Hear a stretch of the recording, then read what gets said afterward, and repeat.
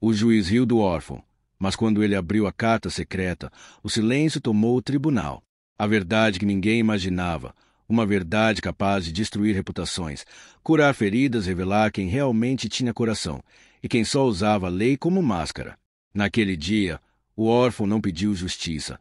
Ele mostrou ao mundo o peso que uma única carta pode carregar. E o juiz, que antes ria, jamais voltou a olhar a vida da mesma forma. A sala do tribunal ainda estava impregnada do silêncio pesado deixado pela carta. Parecia que o ar havia engrossado, como se todos estivessem respirando dentro da memória de alguém. Ninguém sabia exatamente o que pensar, mas todos sentiam que algo profundo, algo irreversível, tinha acabado de acontecer ali. Quando Elias deu aqueles 2 passos para trás, não foi apenas uma criança se afastando do juiz, foi o universo inteiro se movendo, reposicionando verdades que durante anos tinham sido enterradas sob o peso do poder e da arrogância humana. O juiz continuava sentado, mas parecia menor. Seus ombros caídos denunciavam uma verdade que ele tentava esconder até de si mesmo. Ele reconhecia aquelas palavras. E não apenas reconhecia, temia. A carta expunha exatamente o que ele tentou esquecer durante anos. Só não contava com uma coisa: o tempo não apaga o que é verdadeiro, apenas o esconde até que a pessoa certa apareça para revelá-lo. E agora, essa pessoa era uma criança com os olhos mais cansados do que os dele. As pessoas na plateia se remexiam nas cadeiras, não por desconforto físico, mas psicológico. Todos naquela sala tinham uma relação íntima com a injustiça. Alguns sofreram, alguns causaram, alguns ignoraram. Mas uma verdade se impôs sobre todos. A inocência dói quando destruída diante de nós. E ver Elias ali, sozinho, magro, com roupa simples, carregando apenas uma carta, provocava um desconforto que nenhuma autoridade conseguia esconder. As emoções humanas são contágios invisíveis.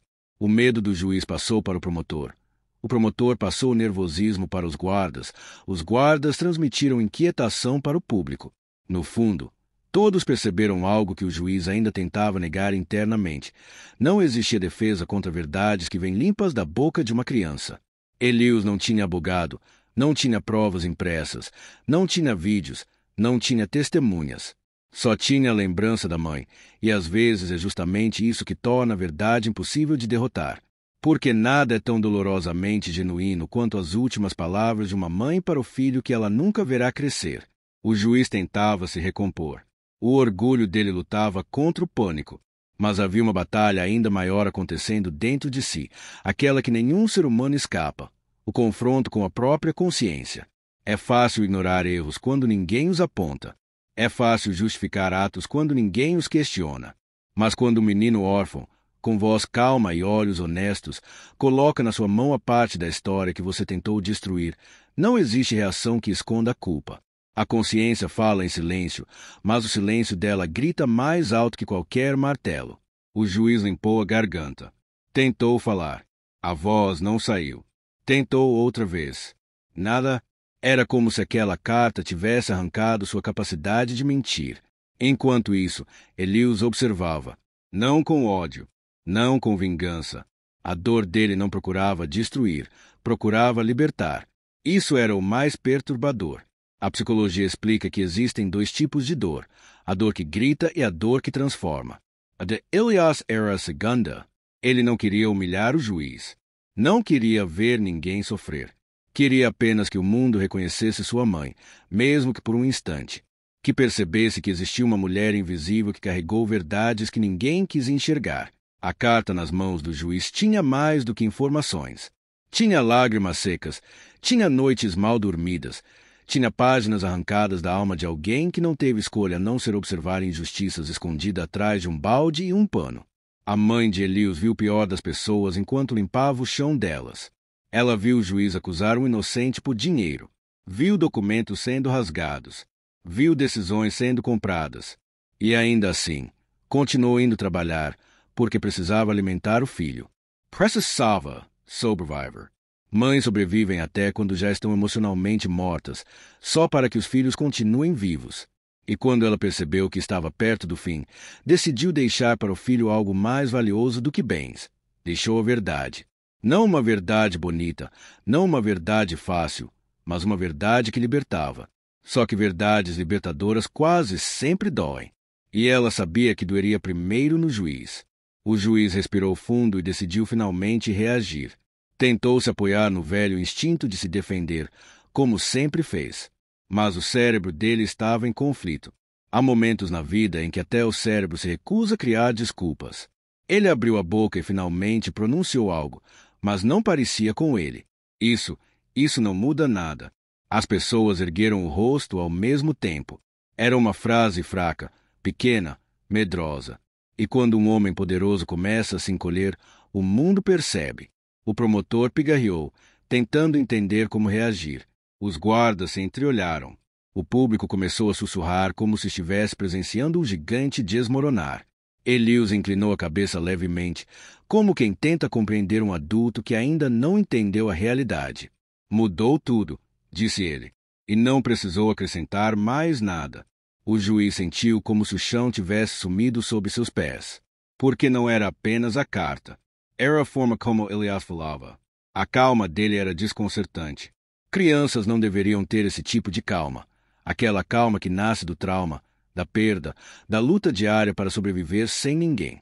Crianças deveriam correr, brincar, rir, fazer barulho. Mas quando o mundo tira tudo isso, elas aprendem a observar, aprendem a ler pessoas, aprendem a entender emoções que adultos tentam esconder. Elius aprenderá cedo que algumas pessoas protegem com gritos, outras com silêncio. E o silêncio do juiz naquele momento era como o de um homem que finalmente percebe que não consegue mais se esconder atrás da própria autoridade. Um dos oficiais do tribunal caminhou até o juiz e pediu a carta. Isso era protocolo. Mas o juiz segurou com força, como se aquele pedaço de papel fosse sua última proteção. O medo dele não era apenas jurídico, era existencial. Ele não temia perder o cargo, temia perder a narrativa que contou para si durante anos. A narrativa de que estava certo, de que não tinha escolha, de que seu erro não foi tão grave. Mas a carta provava o contrário. A carta pagava anos de auto-engano. O público observava. E há uma regra silenciosa no comportamento coletivo. Quando muitas pessoas testemunham uma verdade sendo revelada, elas começam a enxergar suas próprias verdades escondidas. Cada olhar na plateia carregava algo: culpa, arrependimento, reconhecimento, empatia, dor. Pessoas que nunca tinham prestado atenção num órfão agora não conseguiam parar de olhar para ele. E foi nesse momento que a transformação começou. Não uma transformação jurídica, mas humana. O promotor levantou-se e pediu que o menino repetisse o que disse. Elius respirou fundo e falou com a simplicidade dolorosa que só crianças feridas conseguem ter com toda a mãe. Contou das noites, contou dos sussurros, contou da carta, não para acusar, mas para explicar. E a explicação dele era mais poderosa do que qualquer acusação. O juiz, aos poucos, começou a tremer. Não tremia do frio, tremia do reconhecimento. A mente humana tem um mecanismo estranho. Quando seguramos uma mentira por muitos anos, ela se torna parte de nós. E quando alguém arranca essa mentira, parece que arranca um pedaço do nosso corpo junto. O juiz sentia exatamente isso, como se estivesse sendo esvaziado. O silêncio tomou o tribunal outra vez. Não um silêncio comum, mas aquele silêncio raro, profundo, que só aparece quando várias pessoas ao mesmo tempo reconhecem que acabaram de testemunhar algo que vai sobreviver à memória delas. E então algo inesperado aconteceu. O juiz baixou a cabeça. Não havia defesa. Não havia orgulho. Não havia mais o homem poderoso. Só havia um ser humano encarando a própria ruína. Elius, ao ver isso, não sorriu. Não vibrou. Não celebrou. Seu rosto permaneceu sereno, quase triste. Porque crianças como ele não procuram vitória, procuram paz. E naquele momento ele soube, mesmo sem ninguém dizer, que a paz da mãe dele finalmente tinha chegado. E quando uma verdade encontra descanso, ela libera todos ao redor. Foi isso que aconteceu ali. Não houve gritos. Não houve euforia. Apenas um suspiro coletivo, como se a sala inteira tivesse segurado a respiração por anos e finalmente pudesse soltar. A verdade não venceu. Ela apenas voltou para casa. E naquele instante, todos entenderam que a história não era sobre um órfão que expôs um juiz.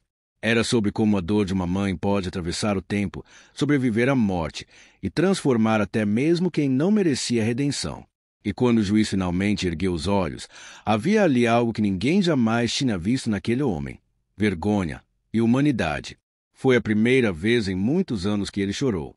E a primeira vez na vida que Elias não se sentiu sozinho. O tribunal havia sido fechado temporariamente depois da revelação da carta. As pessoas foram orientadas a sair, mas ninguém realmente foi embora. Elas se amontoavam nos corredores, tentando entender o que tinham presenciado. O que aconteceu ali não era um julgamento comum. Parecia mais uma ferida antiga sendo aberta diante de todos, uma ferida que ninguém sabia que existia e que, de repente, dominava o ar.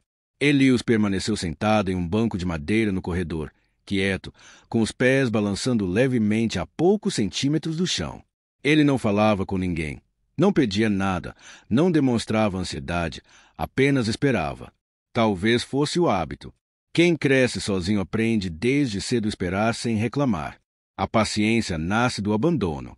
E aquela criança carregava a mesma paciência pesada que as janelas velhas daquele tribunal carregavam desde sempre. Hás ter visto tudo, ouvido tudo e permanecido calada.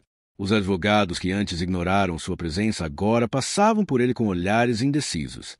Alguns pareciam sentir pena, outros vergonha, outros apenas tentavam compreender como um menino sozinho conseguirá fazer o que adultos poderosos não tiveram coragem de fazer em anos.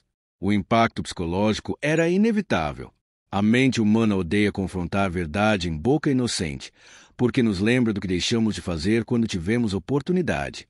Ver Elias ali era como ver um espelho que mostrava falhas que todos tentavam esconder. Dentro da sala, o juiz continuava sentado, imóvel, segurando a carta como se temesse que ela desaparecesse e levasse consigo a única chance que tinha de enfrentar o próprio passado. Ele não parecia mais um juiz, parecia um homem atravessado por algo que não sabia como nomear. Durante anos, ele construiu uma defesa emocional sólida, tijolo por tijolo, justificando cada decisão, cada omissão, cada escolha errada. Mas uma única carta, escrita com as mãos cansadas de uma faxineira, destruiu tudo em minutos. E quando a defesa desmorona, a mente humana perde o equilíbrio. Nada assusta tanto quanto a própria consciência. O promotor caminhava de um lado para o outro, inquieto. Ele sabia que o caso poderia virar um escândalo nacional, mas havia algo mais profundo ali, algo que não permitia olhar para tudo aquilo apenas como um processo. Era impossível não sentir, mesmo contra a vontade, que havia algo sagrado naquela carta, algo que ultrapassava leis, cargos e reputações. A verdade ali não era apenas um fato, era uma memória de alguém que não pôde se defender. Isso por si só já era mais poderoso do que qualquer prova. Elias observava tudo de longe, com uma serenidade que não pertencia a uma criança da sua idade. Ele não sabia que estava mudando a vida de pessoas ali. Não sabia que havia quebrado a parede de silêncio que protegia injustiças há anos. Ele só sabia que tinha feito o que sua mãe pediu. E para ele, isso bastava. A psicologia infantil é simples quando a dor é grande. Cumprir um último pedido vira missão de vida. Quando finalmente o oficial chamou seu nome, a porta do tribunal se abriu lentamente, como se a tela estivesse apreensiva. Elias entrou. O juiz levantou os olhos para ele. Pela primeira vez, não viu um órfão. Viu um ser humano que carregava a honestidade que ele mesmo perdeu ao longo dos anos. A sala parecia maior. Talvez porque agora estava vazia de risos, vazia de arrogância, vazia de qualquer mentira. O eco dos passos de Elias parecia um peso que o juiz não conseguia ignorar. Ele limpou a garganta, mas continuava sem encontrar palavras. Os homens mais orgulhosos são sempre os que ficam mudos diante da verdade. A mente deles não sabe funcionar sem controle. Elias parou diante da mesa. Não tremia, não recuava. Parecia até mais alto, como se a coragem tivesse esticado sua silhueta. O juiz segurou a carta com ambas as mãos. Tentou falar. Falhou. Tentou de novo. Eu não sabia que sua mãe. Ele engasgou em uma frase curta, e isso por si só já parecia um terremoto emocional. A mente de todos ali gravaria aquele momento para sempre. O homem que nunca baixou a cabeça agora não conseguia levantá-la. A psicologia explica que arrependimento genuíno não nasce da culpa por ter feito algo errado, nasce da percepção tardia de quem você se tornou por causa desse erro. O juiz não chorava pelo homem inocente que condenou. Chorava por si mesmo, pelos anos em que escolheu ignorar aquilo que sabia ser errado, pela versão dele que ele matou dentro de si. Elias observava com olhos de criança, mas entendimento de adulto. A dor ensina a ler emoções antes do tempo. Minha mãe disse que o Senhor riria de mim. Elias sussurrou, sem acusar, apenas lembrando. Mas ela também disse que um dia o Senhor ouviria. O juiz fechou os olhos. O peso das palavras dele era maior do que o tribunal inteiro. Aquele menino não falava como vítima, falava como testemunha. E testemunhas inocentes são as mais difíceis de enfrentar, porque não têm motivos ocultos. Elas apenas dizem que viveram. Eu deveria ter escutado ela. O juiz murmurou, num tom tão baixo que nem parecia sua voz. Ela disse que o senhor não tinha tempo para ouvir ninguém. Elias respondeu, ainda sem ódio. Mas disse também que a vida encontra jeito de fazer as pessoas ouvirem. O juiz respirou fundo, apertando os dedos nas bordas da carta. Era visível o esforço que fazia para não desabar emocionalmente. A mente humana tenta evitar colapso até o último instante, mas há verdades que atravessam qualquer defesa. Por que você trouxe isso agora? Perguntou o juiz, quase como um pedido de compreensão. Elias olhou para o chão por um instante. Depois levantou os olhos e respondeu com a pureza devastadora que só crianças traumatizadas conseguem ter. Porque a verdade cresceu, e não coube mais dentro de mim. A sala inteira pareceu parar. A frase atingiu o juiz como nenhuma acusação teria atingido. Era impossível não sentir. Era impossível não entender. A verdade do menino não procurava punição, procurava libertação. A de sua mãe também. E libertação é sempre mais forte do que vingança. Um oficial entrou com uma pequena caixa de metal. Disseram que era um pertence guardado pela mãe de Elias, encontrado no arquivo antigo onde ela trabalhava. Ninguém sabia o que tinha dentro. Elias reconheceu a caixa imediatamente. Era da mãe. Seus olhos finalmente vacilaram. A caixa parecia mais pesada do que sua própria infância. O juiz pediu para abrir. Quando levantaram a tampa, o silêncio da sala se tornou espiritual. Dentro havia 3 objetos: um bilhete dobrado, uma fotografia velha e uma chave pequena. O bilhete era a última coisa escrita pela mãe, não endereçado ao juiz, nem ao tribunal. Era para o filho.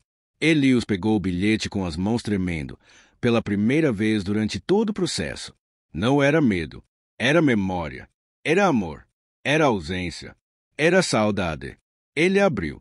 Sua voz falhou ao tentar ler. O juiz percebeu isso e pediu, com uma humildade que ninguém imaginava possível semanas atrás. Eu leio, se você quiser. Elias levantou os olhos, surpreso. O juiz esperou. O menino hesitou. Depois entregou o bilhete. A sala parecia assistir não a um julgamento, mas a um reencontro impossível. O juiz abriu o papel e respirou fundo antes de ler. Sua voz saiu baixa, quebrada.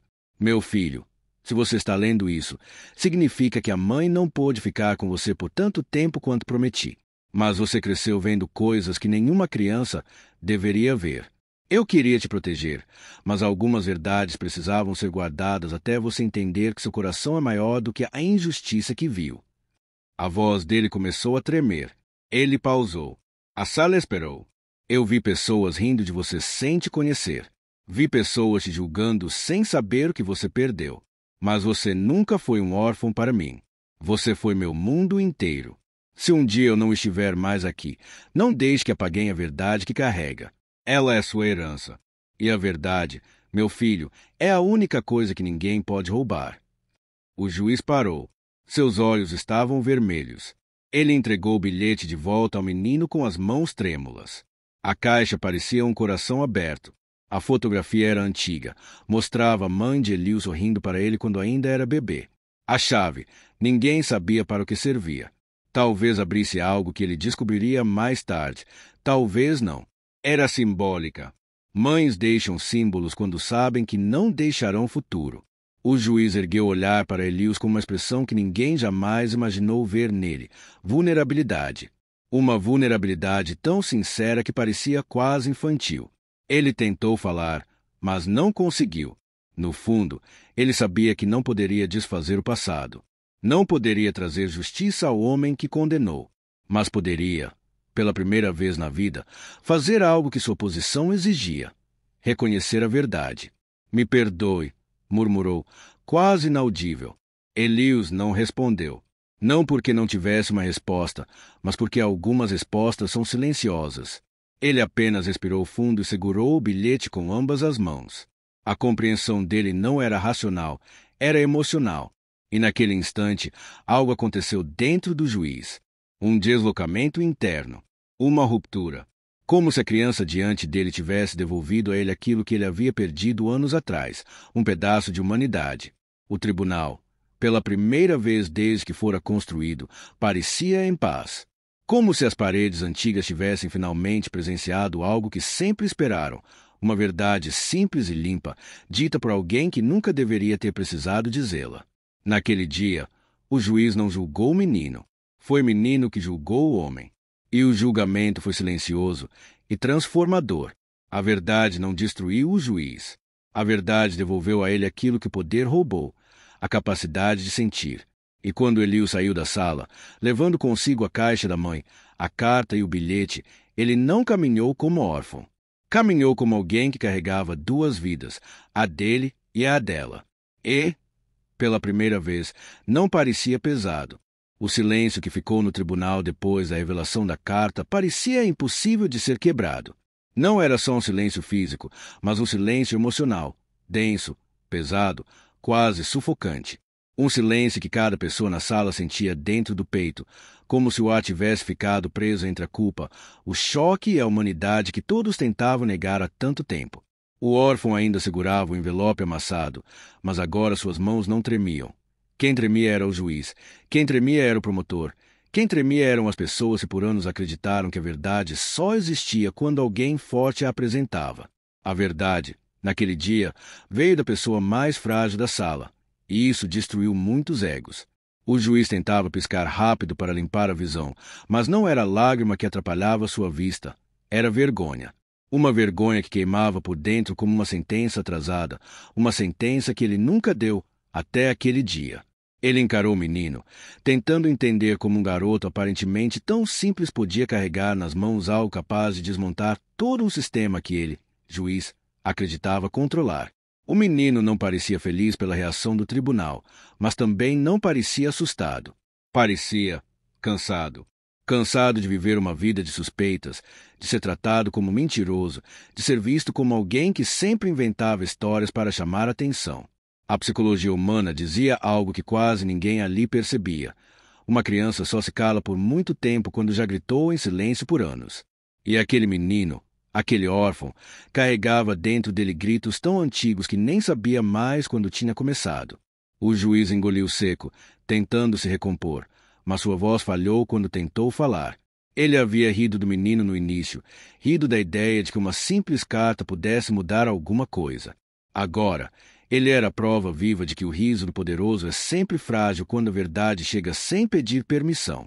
A plateia no tribunal começou a se mexer, como se acordasse de um transe. Algumas pessoas tentavam compreender o que tinham acabado de escutar. Outras se encolhiam na cadeira, envergonhadas de terem duvidado do menino tanto quanto o juiz. O promotor, que antes parecia confiante, agora evitava olhar para qualquer pessoa. Ele não queria que ninguém percebesse que, por dentro, estava desmontando como uma construção antiga que finalmente cede ao tempo. O menino respirou fundo e deu o primeiro passo para trás, como se quisesse sair dali. Ele não queria aplausos, não queria piedade, não queria ser tratado como herói. Ele só queria ser ouvido, um desejo tão básico, mas tão raro para crianças que crescem sozinhas. O juiz percebeu isso de imediato. Pela primeira vez na carreira, sentiu que sua autoridade tinha falhado, não por incompetência, mas por falta de humanidade. E naquele momento, algo dentro dele mudou. A psicologia mostra que a maior transformação humana acontece quando uma verdade emocional atravessa uma crença rígida. O juiz sempre acreditou que órfãos eram fracos, instáveis emocionalmente, provavelmente mentirosos em busca de atenção. Era mais fácil acreditar nisso do que olhar para dentro de si e admitir que ele também carregava traumas não resolvidos, traumas que transformaram sua empatia em pedra. O menino, Sem perceber, havia quebrado essa pedra. O juiz finalmente conseguiu falar, mas não com a voz de autoridade, com a voz de alguém que foi confrontado pela vida. Garoto, você pode me dizer por que guardou essa carta por tanto tempo? O órfão levantou o olhar lentamente, como se tivesse medo de que qualquer movimento brusco quebrasse o único momento de respeito que tinha recebido daquele homem. Seus olhos tinham um brilho que não era só dor, era resistência, algo que apenas quem sobrevive a muitos silêncios aprende a carregar. Por que ninguém teria acreditado antes? A frase atingiu o juiz como se fosse um veredicto. Simples. Verdadeira. Cool. Ele respirou fundo, tentando absorver o impacto. O promotor mordeu o lábio, desviando o olhar. Pessoas na plateia começaram a cochichar, mas o juiz levantou a mão pedindo silêncio, desta vez não para impor controle, mas para permitir que a verdade se espalhasse sem interrupção. E o que você queria que acontecesse hoje? Perguntou o juiz, mais consciente, mais humano. O garoto olhou para os lados, como se procurasse um pedaço de chão onde pudesse apoiar sua alma. Depois disse, eu só queria que parassem de dizer que eu invento coisas. Eu só queria que alguém acreditasse em mim uma vez. Essa frase não tocou apenas o juiz. Tocou cada pessoa na sala, porque todos, em algum momento da vida, já desejaram a mesma coisa. Ser acreditados, ser ouvidos, ser enxergados. A verdade é que o tribunal, naquele dia, era um retrato de como o mundo trata pessoas vulneráveis, ignorando até que provem suas cicatrizes com provas quase impossíveis. O juiz respirou fundo, pegou a carta novamente. Pela primeira vez, olhou para aquele envelope não como um objeto, mas como um símbolo. A letra tremida, a tinta antiga, o nome do menino escrito no canto, tudo parecia carregar décadas de dor concentrada. Mas também carregava esperança, esperança de que alguém, finalmente, agisse com justiça, não apenas com leis. Enquanto o juiz colocava a carta sobre a mesa com cuidado, o tribunal quase inteiro observava cada movimento, como se estivesse vendo o início de algo maior do que um simples julgamento. A psicologia social explica por que aquilo parecia tão intenso. Quando um grupo inteiro presencia um momento de verdade emocional, a mente coletiva se altera. Pessoas começam a questionar crenças. Começam a desejar mudança. O juiz, agora completamente envolvido emocionalmente, inclinou-se para frente. Você tem minha palavra, que ninguém vai rir de você novamente. O menino apertou os lábios, tentando evitar mais lágrimas. Ele não queria chorar na frente deles. Chorou a vida inteira quando ninguém estava olhando. Mas, pela primeira vez, sentiu que podia soltar a respiração que guardava dentro do peito há anos. O juiz continuou. E quanto a essa carta, ela não vai mudar apenas seu futuro. Vai mudar a minha forma de julgar para sempre. A plateia, antes fria, agora parecia reconhecer o peso do momento. O órfão não venceu com força. Não venceu com o advogado. Não venceu com gritos. Venceu com algo que a maioria esquece. A verdade que nasce da dor não precisa de defesa. Ela simplesmente existe. E naquele tribunal, onde risos sempre foram mais fortes do que escutas, onde poder sempre falou mais alto que sentimento, naquele dia, a verdade de um órfão fez o mundo parar. Ao sair do tribunal, a luz do sol bateu no rosto do menino. Ele piscou, deixando o calor atravessar sua pele. Não era só luz. Era liberdade. Não de um crime, mas de uma vida inteira de desconfiança. E enquanto caminhava sozinho pela calçada, havia algo diferente em sua postura. Não era orgulho. Era paz. Uma paz rara, delicada, que só aparece quando a verdade finalmente encontra espaço para respirar. E naquele dia, ela respirou e mudou destinos. A verdadeira moral dessa história nasce do silêncio que ninguém queria ouvir. Quando um órfão entrou no tribunal, ele não levou apenas uma carta. Levou anos de dor engolida, palavras interrompidas, verdades que o mundo insistiu em ignorar.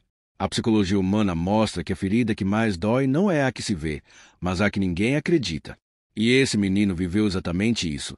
A dor de ser desacreditado tão frequentemente que a própria voz começou a parecer pequena aos seus próprios ouvidos.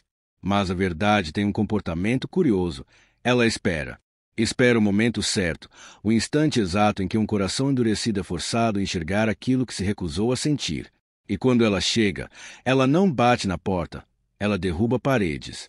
A moral aqui não fala apenas sobre justiça, mas sobre a forma como julgamos pessoas antes de ouvir suas histórias. O juiz riu porque acreditava que fragilidade significa mentira. A sociedade duvidou porque acreditou que quem sofre muito inventa para chamar atenção. Mas o que quase ninguém percebe é que quem sofre muito geralmente se cala. E quem se cala demais, quando finalmente encontra coragem de falar, não está tentando ser notado, está tentando sobreviver.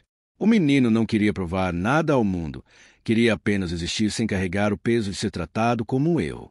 A vida tem uma regra silenciosa, a verdade é paciente, mas nunca fraca. Ela pode ser escondida, esquecida ou ridicularizada, mas nunca destruída. A carta secreta não era poderosa por causa das palavras escritas nela. Era poderosa porque representava tudo que o menino nunca conseguiu dizer. Representava o amor que ele perdeu, a confiança que ele nunca recebeu e o reconhecimento que o mundo sempre achou que ele não merecia. E quando essa carta foi aberta, não foi apenas um envelope que se rasgou. Foi uma história inteira finalmente permitida a respirar. A moral é simples, mas profundamente humana. Nunca subestime a dor de alguém só porque você não a entende. Nunca ria do silêncio de alguém só porque ele não grita. E nunca se veja tão acima dos outros que esqueça que a vida vira o jogo de forma inesperada. O juiz que ria foi o mesmo que tremeu ao descobrir que o menino era mais verdadeiro do que todos naquele tribunal. Quando o poder encontra a verdade pura, o poder sempre se curva. E por fim, a moral também lembra que não importa quão pequena seja sua voz, quão sozinho você se sinta, quão invisíveis suas cicatrizes pareçam, a verdade que você guarda dentro de si um dia encontrará seu caminho. E quando isso acontecer, aqueles que te ignoraram serão obrigados a te escutar. Porque ninguém permanece grande quando está diante da verdade de um coração ferido, e ninguém permanece pequeno quando finalmente tem coragem de revelá-la.